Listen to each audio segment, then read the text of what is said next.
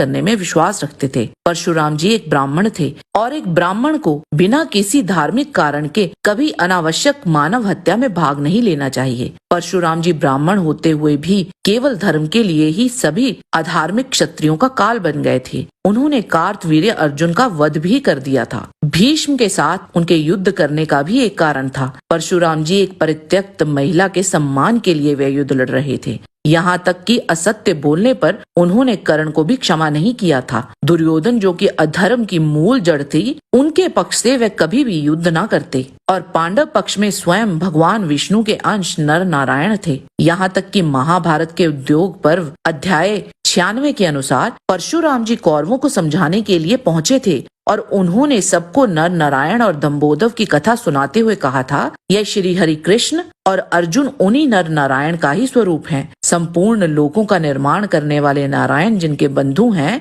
वे नर स्वरूप अर्जुन युद्ध में दुस्सह हैं। युद्ध में जिनकी समानता कोई नहीं कर सकता, उन्हें जीतने का साहस तीनों लोकों में कौन कर सकता है। इसीलिए अगर मुझ पर तनिक भी संदेह नहीं है तो मेरे कहने से श्रेष्ठ बुद्धि का आश्रय लेकर पांडवों के साथ संधि कर लो। ऐसा कहकर वे वहां से प्रस्थान कर गए। बलराम जी भीम और दुर्योधन दोनों के ही गुरु थे, लेकिन महाभारत में वर्णित है कि बलराम जी को दुर्योधन अधिक प्रिय थे और वह दुर्योधन को भीम की अपेक्षाकृत अधिक कुशल योद्धा मानते थे। श्री कृष्ण से नारायणी सेना पाकर जब दुर्योधन बलराम जी से मिलने गए थे, तब वहाँ बलराम जी ने दुर्योधन को इस प्रकार उत्तर दिया था, तुम्हारे लिए मैंने श्री कृष्ण को बाध्य करके कहा था कि हमारा दोनों पक्षों के साथ समान रूप से संबंध है। राजन, मैंने ये बात बार बार दोहराई है, परंतु श्री कृष्ण को जची नहीं और मैं श्री कृष्ण को छोड़कर एक क्षण भी अन्यत्र कहीं ठहर नहीं सकता। अतः मैं श्री कृष्ण की ओर देखकर मन ही मन इस निश्चय पर पहुंचा हूँ कि मैं ना तो अर्जुन की सहायता करूंगा और ना ही दुर्योधन की। पुरुष रतन, तुम भरत वंश में उत्पन्न हुए हो, जाओ क्षत्रिय धर्म के अनुसार युद्ध करो। कुरुक्षेत्र युद्ध आरंभ होने से पहले भी बलराम जी पांडवों के शिविर में पहुंचे थे। वहां बलराम जी ने भगवान श्री कृष्ण की ओर देखते हुए कहा, जान पड़ता है ये महाभयंकर और दारुण नरसंहार होगा ही। इस युद्ध से पार हुए आप सब सुहृदयों को मैं अक्षत शरीर से युक्त और निरोग देखूंगा। मेरा निश्चित विश्वास है कि इस युद्ध में पांडवों की अवश्य विजय होगी। श्री कृष्ण का भी ऐसा ही दृढ़ संकल्प है। मैं तो श्री कृष्ण के बिना इस संपूर्ण जगत की ओर आंख उठाकर देख भी नहीं सकता। अतः ये केशव जो कुछ करना चाहते हैं, मैं उसी का अनुसरण करता हूँ। भीमसेन और दुर्योधन ये दोनों ही वीर मेरे शिष्य एवं गदा युद्ध में कुशल हैं। अतः मैं इन दोनों पर एक सा स्नेह रखता हूँ। इसीलिए मैं सरस्वती नदी के तटवर्ती तीर्थों का सेवन करने के लिए जाऊंगा, क्योंकि मैं नष्ट होते हुए कुरुवंशियों को उस अवस्था में देखकर उनकी उपेक्षा नहीं कर सकूंगा। ऐसा कहकर महाबाहु बलराम जी पांडवों से विदा ले मधुसूदन श्री कृष्ण को संतुष्ट करके तीर्थ यात्रा के लिए चले गए। प्रद्युम्न, महाभारत में प्रद्युम्न के कुरुक्षेत्र युद्ध में भाग न लेने का कारण कहीं भी स्पष्ट रूप से वर्णित नहीं किया गया है। प्रद्युम्न के साथ उनके भ्राता सांब तथा प्रद्युम्न के पुत्र अनिरुद्ध ने भी कुरुक्षेत्र युद्ध में भाग नहीं लिया था। अगर वो भाग लेते भी तो अपने पिता श्री कृष्ण और अपने गुरु अर्जुन के विरुद्ध युद्ध लड़ते, ऐसी संभावना कम ही थी। प्रद्युम्न अति शक्तिशाली योद्धा थे। उन्होंने अकेले ही कर्ण, भीष्म, जरासंध तथा अन्य कई कुरु योद्धाओं को बंदी बनाकर एक मायावी गुफा में डाल दिया था। वे पराक्रम में अर्जुन के ही समान थे और हो सकता है वे युद्ध में भाग लेकर अपने गुरु और पिता का वैभव कम नहीं करना चाहते थे। परंतु अगर वह भी पांडवों के ही पक्ष से लड़ते तो शायद युद्ध की अवधि 18 दिन की ना होती। और वहीं बात करें सांब की, तो उन्होंने दुर्योधन की पुत्री का स्वयंवर से अपहरण कर लिया था। हालांकि यह दुर्योधन की इच्छा के विरुद्ध था और बलराम जी को बीच बचाव करना पड़ा था। सांब अहंकारी और हठी प्रवृत्ति के थे। उनका युद्ध में क्या निर्णय होता इसका भी वर्णन नहीं है,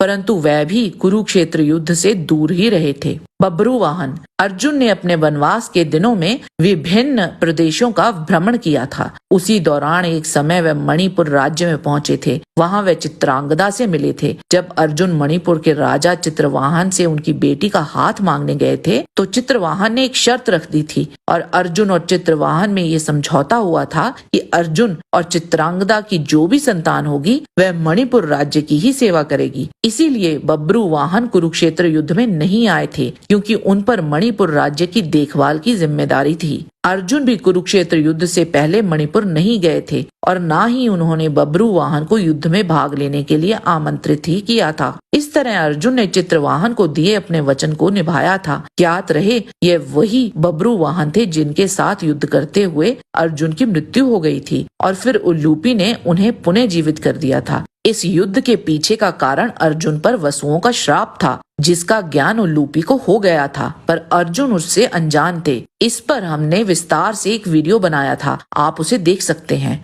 रुक्मी। विदर्भ के राजा भीष्मक के पुत्र रुक्मी बेशक एक अच्छे योद्धा थे, पर वे पांडवों और कौरवों के स्तर के बिल्कुल भी नहीं थे। जब पांडवों और कौरवों में युद्ध होना निश्चित हो गया था, तब रुक्मी भी एक अक्षौणी सेना लेकर कुरुक्षेत्र पहुंचे थे और सर्वप्रथम वे पांडवों के खेमे में पहुंचे और वहां उन्होंने अर्जुन से कहा, पांडुनंदन, यदि तुम डरे हुए हो तो मैं युद्ध में तुम्हारी सहायता के लिए आ पहुंचा हूँ। मैं इस महायुद्ध में तुम्हारी वह सहायता करूंगा जो तुम्हारे शत्रुओं के लिए असह्य हो उठेगी। मेरे हिस्से में द्रोणाचार्य, कृपाचार्य तथा वीरवर भीष्म एवं कर्ण ही क्यों न हो, किसी को भी जीवित नहीं छोड़ूंगा। अर्जुन बोले, महाबाहो, मैं डरा हुआ नहीं हूँ तथा मुझे सहायक की भी आवश्यकता नहीं है। आप अपनी इच्छा के अनुसार जैसा उचित समझे अन्यत्र चले जाइए या यहीं रहिए। अर्जुन का ये वचन सुनकर रुक्मी अपनी विशाल सेना को लौटाकर उसी प्रकार दुर्योधन के पास गया। दुर्योधन से मिलकर रुक्मी ने उससे भी वैसी ही बातें कही। तब अपने को शूरवीर मानने वाले दुर्योधन ने भी उसकी सहायता लेने से इनकार कर दिया।